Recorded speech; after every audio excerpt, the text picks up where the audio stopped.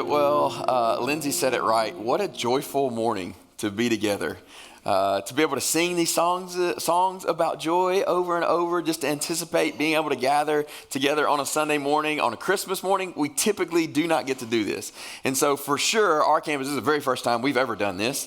And then there's some even at South Haven. This is the very first time that you've been able to be a part of this service. And so we are just thrilled that we are able to come together in the same place now. We've been one church for as long as we've had two campuses, but to be able to be in the same room, there's something special about that, and it's on Christmas Day. It's just a joy. So I do want to lay down a couple of rules, though, okay? So, and I mean these with every fiber of my being. We have a lot of little ones in the room, and if your little one gets antsy and you need to leave, please feel free to go ahead and do that. Nobody in this room is going to look at you and be like, I cannot believe your kid did not make it through. All right, we 100% agree, because in a minute, one of my kids will probably just get up and walk out, okay? So totally acceptable. So that is rule number one. Rule number two is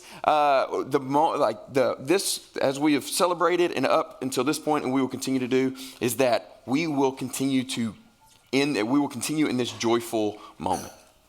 That when we gather together on a Christmas morning, that what we are discussing, what we are talking about, brings, as we discussed yesterday, a deep sense of joy.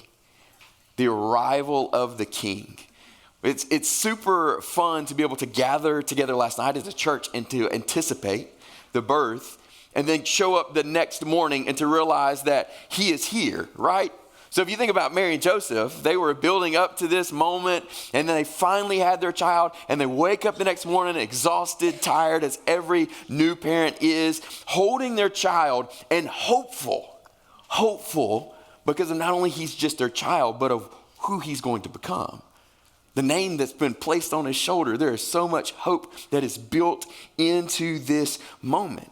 And so Christmas Day for us, what we want it to be a reminder of the hopefulness that we have in Christ. That today we get to celebrate the arrival of the Messiah, the King, the Lord, the Christ, the God in flesh, the one that is 100% God and 100% man. And so this morning, what I want us to focus on is an advantage, is the best way I think you could talk about the advantage of Christ coming in the flesh. The last one, we've been talking about these over the last several weeks, but the last advantage that we'll talk about with this series on Christ coming in the flesh. And that advantage is the empathy that Christ has with us. That he has an empathy with us because he came to live here on this earth. So we believe that God understands everything about us, right? Like God is all-knowing, so he knows everything about us, but it's hard for us to grasp that at times.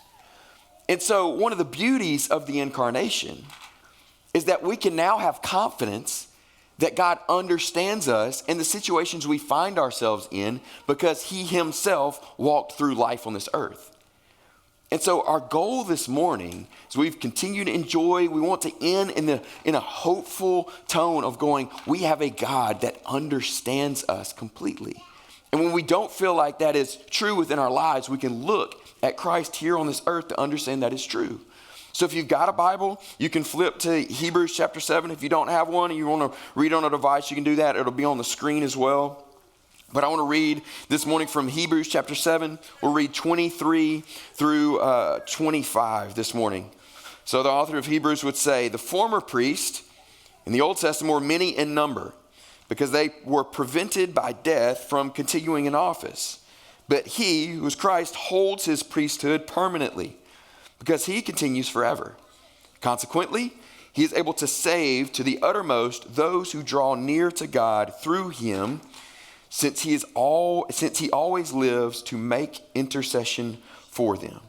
So here in these three short verses, the writer of Hebrews is describing Jesus as our intercessor.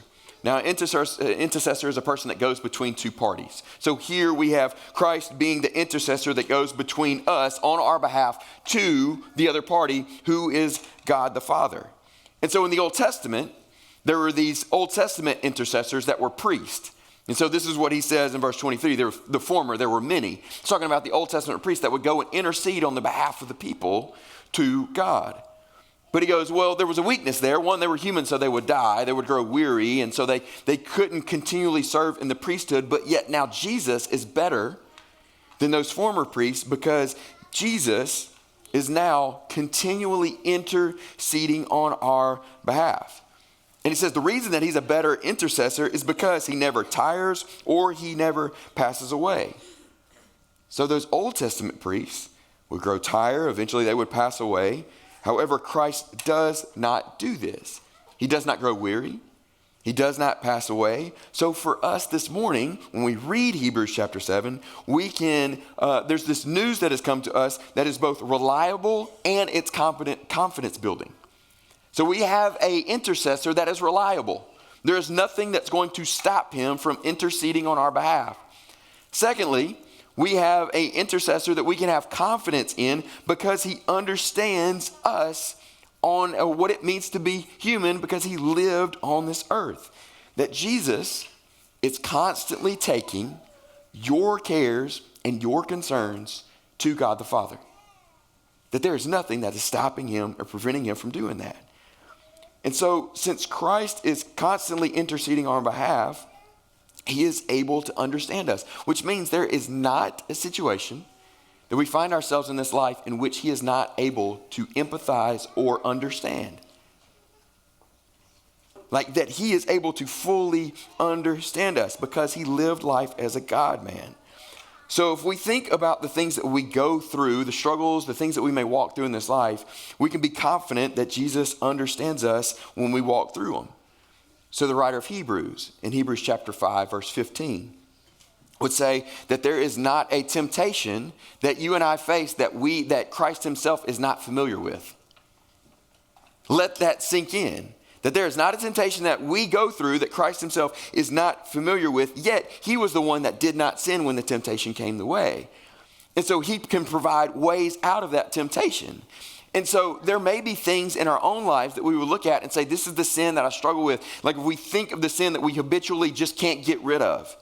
And we're going, I don't know how to shake this. It always comes back to haunt me. I can't figure it out. Then why don't we look to the one that faced that sin yet did not sin as providing a way out of that particular sin? Because he is interceding on our behalf. This also means that when Christ, because he lived life on this earth, we see times in his life where he went through struggles. One of those, losing a close friend.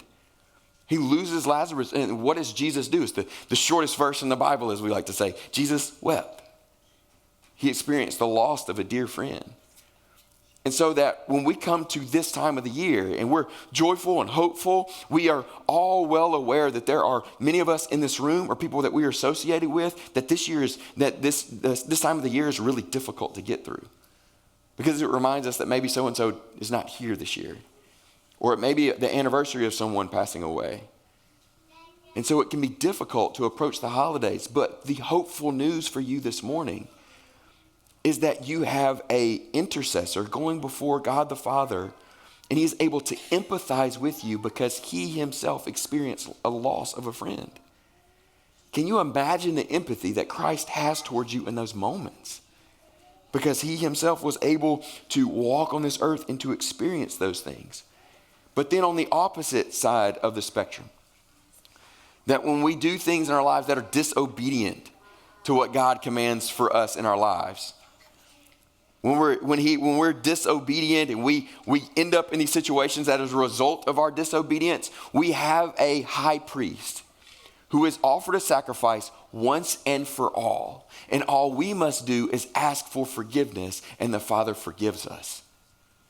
Because the sacrifice that Jesus offered was sufficient.